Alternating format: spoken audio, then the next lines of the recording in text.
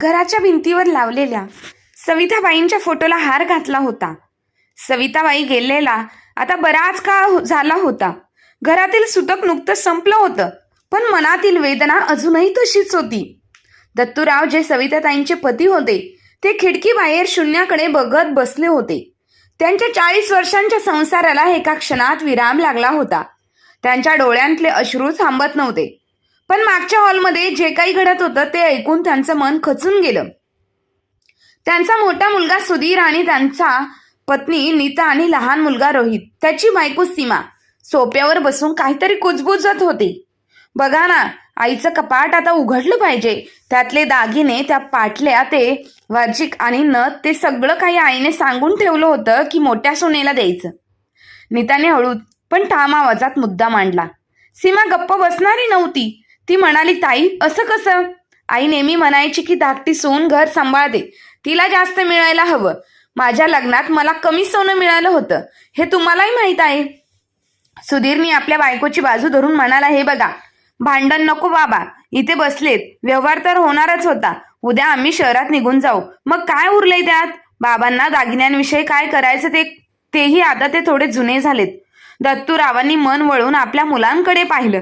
त्यांच्या डोळ्यात राग नव्हता, पण एक खोल दुःख दिसत होतं.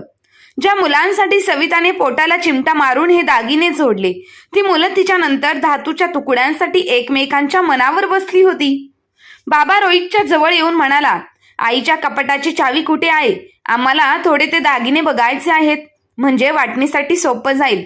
दत्तूरावांनी एक दीर्घ श्वास घेतला आणि खिशातून चावी काढली, टेबलावर ठेवली. हे घ्या, तुम्हाला जे करायचं ते करा, पण लक्षात ठेवा, ही फक्त दागिने नाही, तुमच्या आईची माया आहे. एवढं सांगून तो आपल्या खोलीत निघून गेला. दोघी सुनांनी त्यांच्या डोळ्यात आनंद चमकला. त्यांना वाटलं होतं की बाबा विरोध करतील, पण त्यांनी सहज चावी दिली. पण त्यांना कल्पना नव्हती की ही चावी फक्त कपाट उघडायची नसून त्यांच्या नशिबाचा एक नवा अध्याय सुरू करणार आहे. दत्तूरावांनी दिलेली चावी टेबलावर पडली होती, पण ती उचलण्यासाठी दोघी सुनांमध्ये जणू एक अदृश्य स्पर्धा सुरू झाली. शेवटी मोठ्या सुनेने नितीनने ती चावी उचलली. तिच्या चेहऱ्यावर एक जिंकलेलं हसू फुललं. चला आपण आईच्या खोलीत जाऊया, असं ती म्हणाली. सुधीर, रोहित, नीता आणि सीमा सर्वजण सविताबाईंच्या खोलीत आले.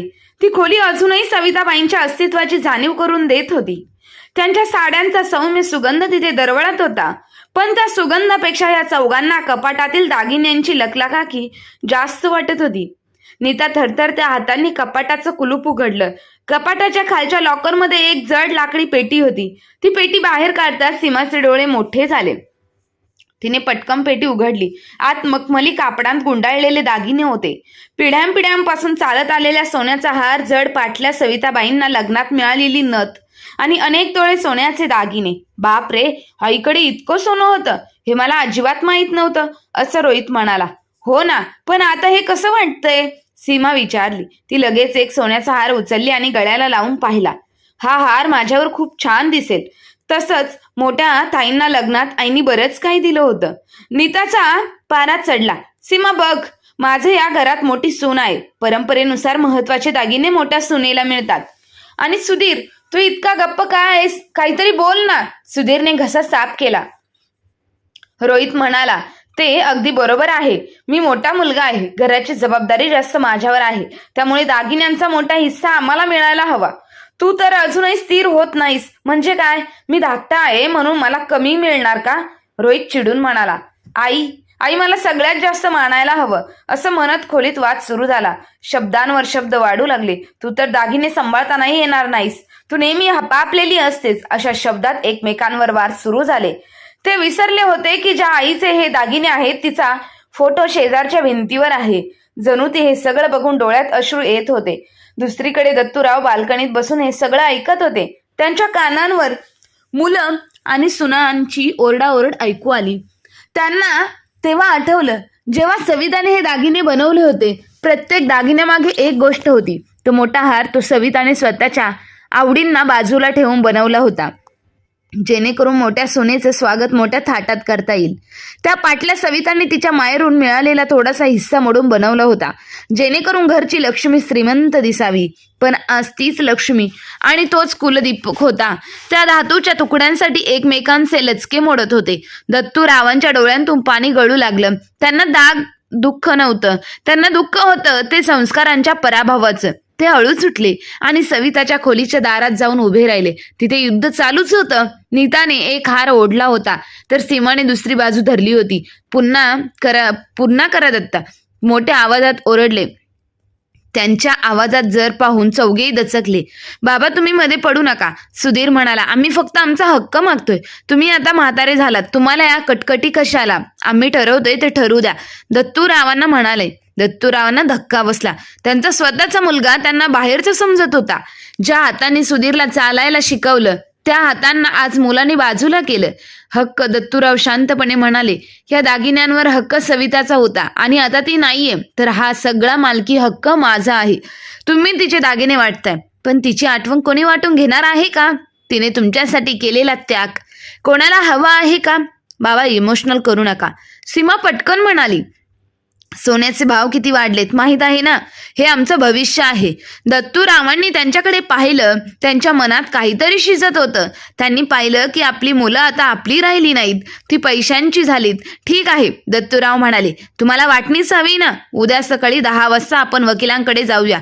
मी स्वतः या दागिन्यांचा आणि माझ्या मालमत्तेचा निकाल लावून टाकेल. पण तोपर्यंत ही पेटी माझ्याकडेच राहील. त्यांनी ती पेटी उचलली आणि आपल्या खोलीत नेली. मुलं आणि सुना एकमेकांकडे बघत राहिले. त्यांना वाटलं बाबा उद्या दागिन्यांचे 2 समान भाग करून देतील. पण दत्तूरावांच्या डोक्यात मात्र काहीतरी वेगळाच धक्का बसला होता. सर्वांच्या पायाखालची जमीन सरकवणारा होता. रात्री दत्तूराव सविताच्या फोटोकडे बघून पुटपुटला. सविता, मला माफ कर. या मुलांना धडा शिकवायला मला हे पाऊल उचलावं लागेल. तू दिलेले संस्कार ते विसरलेत आहेत. आता त्यांना फक्त पैशांची भाषा समजेल. रात्रभर कोणालाच नीट झोप लागली नाही. मुलांच्या आणि सुनांच्या डोळ्यांसमोर फक्त सोन्याची ती चमकणारी पेटी दिसत होती. नीता आणि सुधीर आपल्या खोलीत बेधक होते. वकिलांसमोर हा मोठा मुलगा म्हणून जास्त हिस्सा कसा पदरात पाडायचा, तर दुसरीकडे सीमा आणि रोहित मनात विचार करत होते की आम्ही बाबांची सेवा जास्त करणार असं दाखवून दागिन्यांवर कसा डल्ला मारायचा. सकाळ झाली. दत्तूरावांनी पांढरा स्वच्छ कुर्ता घातला होता. त्यांच्या चेहऱ्यावर आज काहीतरी वेगळी शांतता होती, जणू वादळापूर्वीची थांबलेली ती शांतता. त्यांनी दागिन्यांची पेटी एका पिशवीत भरली आणि शांतपणे गाडीत बसले. वकील कुलकर्णींचं ऑफिस शहराच्या मध्यभागी होतं. कुलकर्णी हे दत्तूरावांचे जुने मित्र होते. सुधीर, नीता, रोहित आणि सीमा सगळे एखाद्या सोहळ्याला जाण्यासारखे उत्साहाने वकिलांच्या कॅबिनमध्ये शिरले. दत्तूराव म्हणाले, मुलांनो तुम्हीही बसा. आज तुमच्या वडिलांनी मला एक खास कामासाठी बोलवले. सुधीर उत्साहाने म्हणाला, हो काका, आईचे जे दागिने आहेत ना त्याचं कायदेशीर वाटप करून घ्यायचं होतं, म्हणजे पुढे जाऊन कोणालाही वाद घालायचा नव्हता. नीताने लगेच पुष्टी दिली. आणि बाबांच्या नावावर असलेला तो बंगला आणि शेती याबाबतही काही स्पष्टता हवी होती. कुलकर्णी चष्मा सावरत दत्तूरावांकडे पाहिलं. दत्तूरावांनी लगेच त्यांना कागदपत्र बाहेर काढायला सांगितली. बघा मुलांनो, तुमच्या आईच्या नावावर एकूण 150 तोळे सोने आहे. सध्याच्या बाजारभावानुसार त्याची किंमत कोटींपेक्षा जास्त आहे. जातेशिवाय हा बंगला आणि गावातील 10 एकर बागायती जमीन हे सगळं मिळून तुमची संपत्ती चांगली मोठी आहे. सीमाच्या डोळ्यात चमक आली. तिने मनात दागिन्यांचे 2 भाग समान केले आणि स्वतःच्या वाट्याला येणाऱ्या सोन्याचा हिशोब लावला. दत्तूराव हळूच म्हणाले, कुलकर्णी, मी काल रात्री जे सांगितलं होतं त्या नवीन मृत्यूपत्राचा मसुदा तयार आहे का? नवीन मृत्यूपत्र हे शब्द ऐकताच सुधीरच्या काळजात धस्स बसलं. नवीन म्हणजे? बाबा, आईनी तर म्हटलं होतं की हे सगळं आमचंच आहे. दत्तूराव शांतपणे उभे राहिले. त्यांनी पेटी टेबलावर ठेवली आणि मुलांकडे बघत म्हणाले, सविताच्या मृत्यूला अजून महिनाही झाला नाही. अजून तिला राग सुद्धा नीट सुटला नाही. तोपर्यंत तुम्ही तिच्या दागिन्यांसाठी आणि ह्या मातीसाठी भांडत आहात. तुम्ही माझ्या रक्ताचे आहात, पण तुमच्या नसांमध्ये फक्त स्वार्थाचं पाणी वाहते. त्या वकिलांच्या हातातील कागद घेतला आणि वाचायला लागला.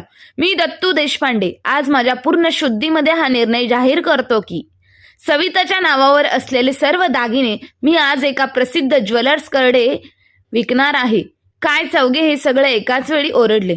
ते पुढे म्हणाले, आणि त्या दागिन्यांतून मिळणारी सगळी रक्कम आणि माझ्या नावावर असलेली शेती विकून मिळालेले पैसे मी शहरात बांधणाऱ्या सविता मातृसेवा वृद्धाश्रमाला दान करणार आहे.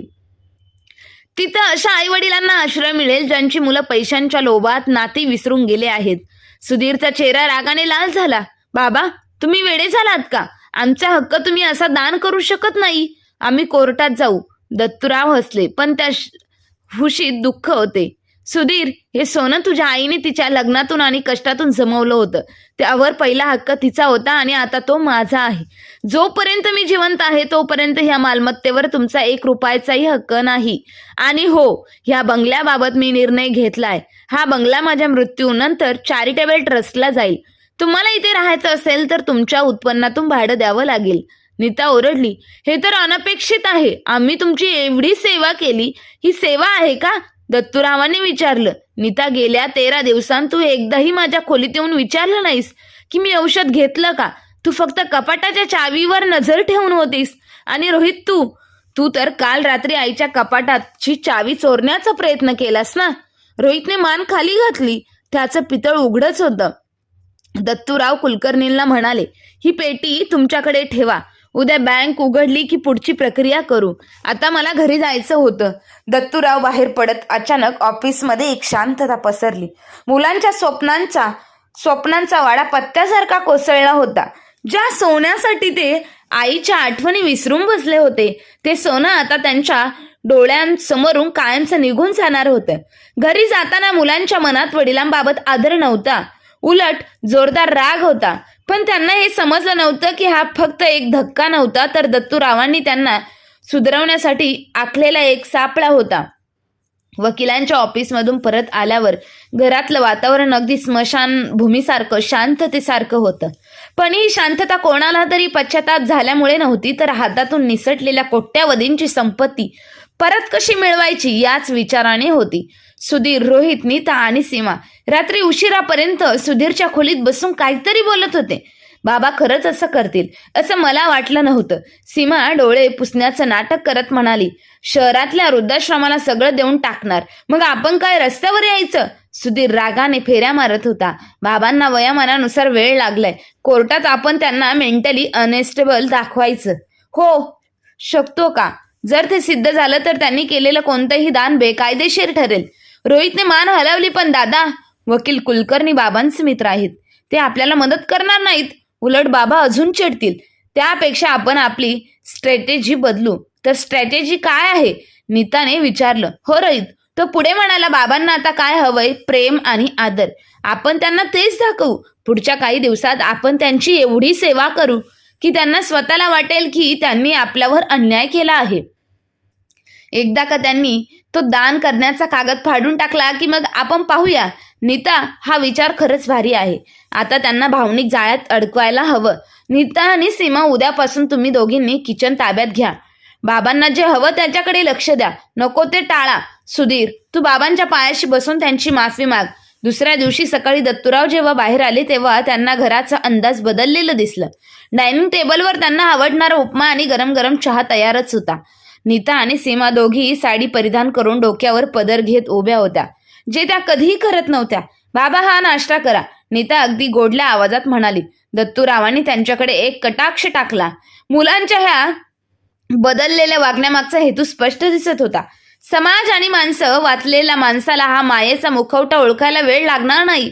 तरी ते गप्प बसले खुर्चीवर. सुधीर आला आणि ते दत्तूरावांचे पाय धरले. बाबा, काल मी जे काही बोललो होतो त्याबद्दल मला माफ करा.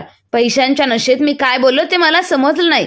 पण रात्री मला ह्या सगळ्या गोष्टींची जाणीव झाली की तुम्ही आणि आई आमच्यासाठी किती करत आहात. आम्हाला ते फक्त दागिने नकोत बाबा, आम्हाला फक्त तुमचं प्रेम हवंय. रोहितही बाजूला बसून भाऊ होण्याचं नाटक करत होता. बाबा, आम्ही खूप चुकलो. तुम्ही ते सोनं दान करायचं की जाळून टाकायचं आम्हाला काय फरक पडत नाही, पण तुम्ही घरातून किंवा आमच्यापासून दूर जाऊ नका. दत्तूरावांच्या ओठावर एक हलकंसं हसू, उपरोधिक हसू फुटलं. त्यांनी चहाचा घोट घेतला आणि म्हणाले, खूप छान. एका रात्रीत तुमचं हृदय बदललं असं का? सवितांचे संस्कार अखेर कामाला आले म्हणायचं. हो बाबा, खरंच. सीमा म्हणाली, आम्ही ठरवलंय की आता इथून पुढे तुमची कोणतीही तक्रार राहणार नाही. पुढचे 8 दिवस हा नाटकाचा प्रयोग जोरदार सुरू होता. मुलांनी बाबांना मंदिरात नेलं, त्यांच्यासोबत बागेत फिरायला गेले. त्यांचं पाय चापणं, पाय दाबणं सगळी काही अगदी मनापासून केल्यासारखं दाखवत होते. पण दत्तूराव मात्र शांत होते. ते रोज संध्याकाळी वकिलांशी फोनवर बोलायचे. एके दिवशी सुधीरने हळूच विचारलं, बाबा मग उद्या त्या वकिलांकडे जाऊन तो दानाचा पेपर कॅन्सल करायचा का? म्हणजे उगाच फुकटची कटकट. दत्तूराव हसले. सुधीर, मी तो पेपर आधीच कॅन्सल केला आहे. हे ऐकताच चौघांच्याही चेहऱ्यावरचा आनंद लाट उसळली. त्यांच्यात एक गुप्त नजर झाली. पण प्लॅन यशस्वी झाला. पण दत्तूराव पुढे म्हणाले, मी तो पेपर कॅन्सल केला कारण मी एक नवीन निर्णय घेतला आहे. उद्या सकाळी तुम्ही सर्वांनी सविताच्या कपाटापाशी यायचं. तिथेच शेवटचा निकाल लागेल. त्या रात्री मुलांच्या घरी जणू दिवाळी साजरी झाली होती. त्यांना वाटलं की बाबा आता हार मानून दागिने आपल्यात वाटून देतील. नीता आणि सीमा तर मनातच ठरवून बसल्या होत्या कोणते दागिने कोणाला मिळणार. पण दत्तूरावांनी त्या रात्री कपाटातून काहीतरी वेगळंच काढलं होतं, जे त्या दागिन्यांपेक्षा खूप मौल्यवान होतं. सविताची जुनी पेटी, डायरी आणि काही जुन्या पावत्या. त्यांनी आरशात स्वतःला पाहिलं आणि म्हणाले, मुलांनो, उद्या तुम्हाला असा धक्का बसेल की तुम्ही आयुष्यभर विसरू शकणार नाही. तुम्ही सोन्याची परीक्षा दिलीत, पण माणसांची परीक्षा दिली नाही. करण्यात तुम्ही चुकलात. ती सकाळ अगदी वेगळीच होती. हवेत थोडा गारवा होता, पण घरातलं वातावरण खूप ताणलेलं होतं. सुधीर, रोहित, नीता आणि सीमा सकाळी 9 वाजल्यापासून सविताबाईंना खोलीत बाहेर फेरफटका मारत होते. आज नशिबाचा निर्णय होणार होता. त्यांना पूर्ण खात्री होती की त्यांच्या खोट्या प्रेमाच्या नाटकाने बाबांचं मन जिंकून घेतलंय आणि आता ते सोन्याचे दागिने त्यांच्या हातात पडणार आहेत. दत्तूराव हळूच पावलाने खोलीत आले. त्यांच्या हातात कपाटाच्या चाव्या होत्या. तो जुना गुच्छ होता. त्यांनी कोणाकडे न पाहता कपाटाचा जड लाकडी दरवाजा उघडलं. सुधीर, रोहित, इकडे या बाळांनो. बाबांनी साथ दिली. चौघेजण एखाद्या भुकिलेल्या कुत्र्यासारखे कपाटाजवळ जमले. बाबांनी तीच लाकडी पेटी बाहेर काढली, जी वकिलांच्या ऑफिसमध्ये नेली होती. पेटी टेबलावर ठेवली गेली. नीता आणि सीमा त्या झाकणाकडे डोळे लावून पाहत होते. तुम्ही सगळ्यांनी गेल्या काही दिवसात माझी खूप काळजी घेतली, दत्तूराव शांत आवाजात म्हणाले. मला खूप आनंद झाला की तुम्हाला तुमच्या चुकीची जाणीव झाली आहे. सुधीर, तू माझे पाय दाबले. रोहित, तू मला फिरायला नेलंस. सुनाने तर घर सुकाट ठेवलं. याच तर वस्तुपाठ केला होता. तर सुधीर नम्र आवाजात म्हणाला, बाबा हे आमचं कर्तव्यच आहे ना. बाबा हसले आणि कर्तव्य पार पाडायचं की फक्त फळ मिळायला हवं, म्हणून सविताचे हे दागिने, जे खरं तर तिचं स्वप्न होतं, ते मी आज तुमच्यात वाटणार आहे. बाबांनी पेटीचं झाकण उघडलं, पण समोर जे दिसलं ते पाहून चौघांचंही कापरं भरलं. पेटीत दागिने नव्हते. त्याऐवजी तिथे काही पांढरी कागदपत्र, सविताची एक जुनी डायरी आणि काही जुन्या पितळाच्या बांगड्या होत्या. बाबा हे काय आहे? दागिने कुठे आहेत? सीमा जवळजवळ किंचाळली. दत्तूरावांनी शांतपणे एक कागद उचलला. हे बघा, ही पावती वाचा. आजपासून 5 वर्षापूर्वीची आहे. सुधीरने थरथरत्या हाताने ती पावती घेतली. ती एक नामांकित सरापेची पेटी होती. त्यावर स्वच्छ लिहिलं होतं की सविता देशपांडे यांनी त्यांचे सगळे पेढीजातले दागिने मोडून त्यातून मिळालेली रक्कम एका फिक्स डिपॉझिटमध्ये ठेवली आहे. 5 वर्षांपूर्वी राहुल गोंधळला. मग त्या पेटीत जे आम्ही पाहिले ते दागिन्यांऐवजी खोटे होते. दत्तूराव खुर्चीवर बसून म्हणाले, सविताला कर्करोग झाला होता. हे तुम्हाला माहीत नव्हतं ना, कारण तुम्ही दोघांनी तुमच्या संसाराला आणि करिअरमध्ये इतकं मग्न होऊन तिला हॉस्पिटलला न्यायलाही वेळ मिळाला नव्हता. तिने मला शपथ दिली होती की ती तुम्हाला काही सांगणार नाही. केमोथेरपीसाठी आणि औषधांसाठी तिने आपले सारे दागिने हसत हसत मोडून टाकले होते. खोलीत इतकी शांतता होती की सुई पडली तरी आवाज येईल. नीता आणि सीमा यांचे चेहरे फिकी पडले. ती शेवटपर्यंत गळ्यात त्या पिवळ्या आणि सोन्याच्या मोलात्म्याच्या दिलेल्या बांगड्या घालून फिरली, कारण तिला वाटलं नव्हतं की तिची मुलं इतकी संकुचित विचारांची असतील. दत्तूरावांचा आवाज थोडा जड झाला होता. तिने उरलेले पैसे एका खास फंडात ठेवले होते. तिला वाटत होतं की म्हातारपणी मला कोणासमोर हात पसरावं लागणार नाही. पण बाबा, मग तुम्ही वकिलांकडे काय विकायला नेलं होतं? सुधीरने विचारलं. मी वकिलांकडे तुमच्या स्वार्थाची कसोटी घेण्यासाठी. बाबांनी सविताची डायरी उघडली. त्यात तिने लिहिलं होतं की जर माझी मुलं माझ्या मृत्यूनंतर दागिन्यांसाठी भांडली तर त्यांना सांगा की खरं सोनं नात्यात असतं, धातूत नाही. मी वकिलांच्या मदतीने हे नाटक रचलं, असं की मी सगळं दान करणार आहे, जेणेकरून तुमचं खरं रूप समोर येईल. आणि तुम्ही काय केलं? गेल्या 8 दिवसात जे प्रेम दाखवलं ते फक्त या पितळ्याच्या तुकड्यांसाठी होतं. दत्तूराव उठले आणि त्यांनी मुलांच्या डोळ्यात डोळे घालून पाहिलं. तुम्ही आज हरलात. तुम्ही केवळ दागिने गमावले नाहीत, तर तुमचा बापही गमावला. ज्याच्यासाठी तुम्ही रक्ताच्या नात्याची होळी करायला निघाले होते, ते सोनं 5 वर्षापूर्वीच तुमच्या आईच्या श्वासांसाठी खर्च झालं होतं. नीताला आता रडू आलं, पण ते पश्चातापाचं होतं की संपत्ती गेल्याचं दुःख हे सांगणं कठीण होतं. आता शेवटचा निर्णय दत्तूराव म्हणाले, ह्या पेटीत आता फक्त तुमच्या आईची डायरी आणि तिच्या काही आठवणी आहेत. ज्याला सोनं हवंय त्यांनी ह्या पितळी बांगड्या घेऊन जा आणि ज्याला आई हवी त्यांनी ही डायरी वाचावी. मी उद्या हा बंगला सोडून गावाकडच्या घरी राहायला जात आहे. तिथे तुमची आई आणि माझ्या आठवणी असेल आणि तिथे सोन्याचा हवास असणारी जागा नसेल. दत्तूराव खोलीतून बाहेर पडले. मागे फक्त एक रिकामी सोन्याची पेटी उरली होती आणि 2 मुलं जी स्वतःची किंमत ओळखून चालत होती. त्यांच्या बायका देखील ह्या सोबत होत्या. त्यांना बसलेला धक्का फक्त आर्थिक नव्हता, तर त्यांच्या अस्तित्वावर झालेला एक जबरदस्त झटका होता. दत्तूराव उठले, खोलीच्या बाहेर पाऊल टाकले, तेव्हा मागे जणू एक वाटलेली वाडा उरली होती. सुधीर, रोहित, नीता आणि सीमा चौघेही जिवंत पुतळ्यासारखे त्या पेटीकडे पाहत उभे होते, ज्यात सोन्याचा मोह होता. गेल्या काही दिवसात नाटकाचे ढग उधळले होते, पण ते सोनं फक्त पितळच ठरलं. पण त्यापेक्षाही मोठं म्हणजे त्यांच्या आईने स्वतःच्या मृत्यूशी झुंज देताना त्यांच्यासाठी केलेला त्याग आता त्यांच्या समोर उघड झाला होता. सुधीरने टेबलावर ठेवलेली आईची जुनी डायरी उचलली. त्याचे हात थरथरत होते. त्याने पहिलं पान उघडलं, त्यावर सविताबाईंच्या सुंदर अक्षरात लिहिलं होतं, आज सुधीरचा निकाल लागला. त्याला सुवर्ण पदक मिळालं. माझ्या सोन्याला सोनं मिळालं. मी देवाला प्रार्थना केली की माझ्या मुलाला कधीही कशाचीही कमतरता भासू देऊ नकोस. माझ्या अंगावर दागिने नाहीत तरी चालेल, पण माझ्या मुलांच्या आयुष्यात सुखाची चमक असावी असं द्यावं. हे वाचताना सुधीरच्या हृदयाला जणू कोणीतरी चिरा घातली. तो धावून जाऊन रडू लागला. आम्ही काय केलं? ही आई जी आपल्या यशाला सोन्यासारखं मानली, तिच्या अस्तित्वावर सोन्याचा व्यापार करायला आम्ही निघालो होतो. रोहितने ही डायरीतील पुढची पानं वाचली, ज्यात आईने लिहिलं होतं की कॅन्सरच्या वेदना होत असतानाही तिने मुलांना काही सांगितलं नाही. तिला वाटलं होतं की मुलं टेन्शनमध्ये येतील, त्यांचं काम बिघडेल. ती शेवटपर्यंत फक्त मुलांचा विचार करत होती. आणि मुलं? मग ती तिच्या कपाटाच्या चाव्यांबद्दल विचार करत होती. नीता आणि सीमा, ज्या दोघी एकमेकांच्या जीवावर होत्या, आता एकमेकांकडे बघायला पण लाजत होत्या. त्यांना स्वतःची खूप लाज वाटत होती. दुसऱ्या दिवशी सकाळी दत्तूरावांनी आपली बॅग छोटी भरली. त्यांनी घरातल्या सविताच्या फोटोला नमस्कार केला आणि म्हणाले, सविता, मी निघालोय तुझ्या आठवणींच्या गावात, आपल्या जुन्या घरात. तिथे सोन्याच्या पेटीची सावली देखील नसेल. ते घर बाहेर पडताच सुधीर आणि रोहित धावत आले. त्यांनी वडिलांचे पाय धरले. यावेळी ते नाटक नव्हतं. त्यांच्या डोळ्यांतून खऱ्या अश्रू वाहत होते. डोळ्यांतून ओघळणारं पाणी आणि आवाजातील कातरपणा त्यांच्या पश्चातापाची साक्ष देत होता. बाबा, आम्हाला सोडून जाऊ नका. आम्हाला माफ करा. आम्हाला ते सोनं, बंगला काही नको. फक्त आमचे बाबा परत हवेत. सुधीर रडत रडत म्हणाला. बाबा रडत म्हणाला, रोहित वडिलांची बॅग हातातून घेतली. बाबा, आम्ही फार मोठी चूक केली. आईच्या बलिदानाचा आम्ही अपमान केला. पण आता आम्हाला सुधारायची संधी द्या. आम्ही तुमच्यासोबत गावाकडे येऊ, पण तुम्हाला एकटं कधी सोडणार नाही. दत्तूराव थांबले. त्यांनी मुलांकडे पाहिलं. त्यांच्या डोळ्यात अजूनही वेदना होती, पण मुलांच्या वेदना पाहून त्यांच्या बापाचं हृदय थोडं विरघळलं. ते शांतपणे म्हणाले, मुलांनो, सोनं हे अग्नीत तापल्याशिवाय शुद्ध होत नाही.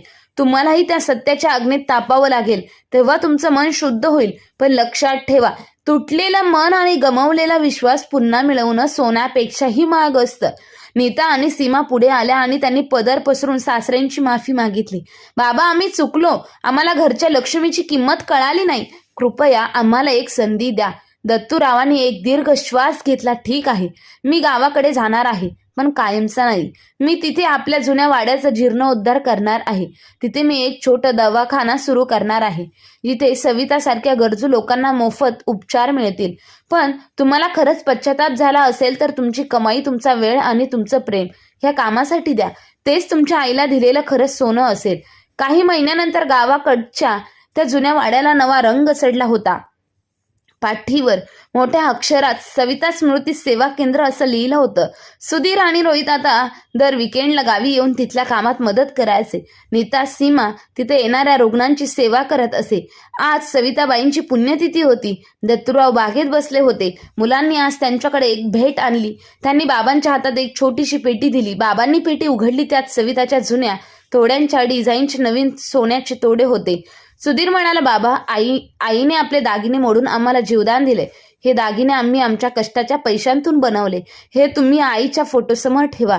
हे आमचं सुधारण्याचं प्रतीक आहे. दत्तूरावांच्या डोळ्यात आनंदाचे अश्रू आले.